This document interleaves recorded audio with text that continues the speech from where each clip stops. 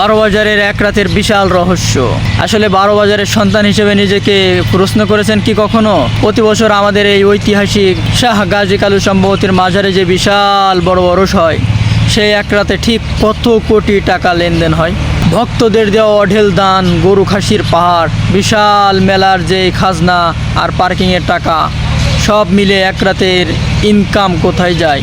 কার ইশারায় চলে এই টাকার পাহাড়?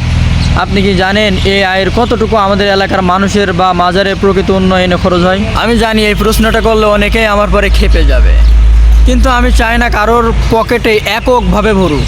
আমি চাই আমার বারো বাজারে উন্নয়ন হোক।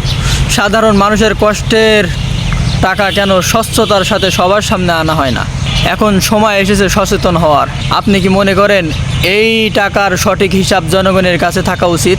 আপনার মতামত কমেন্টে জানান। সত্য বলতে আমার আর ভয় করে না, কারণ সর্বোচ্চ কি হয়? মৃত্যুর উপরে তো আর কিছু নাই।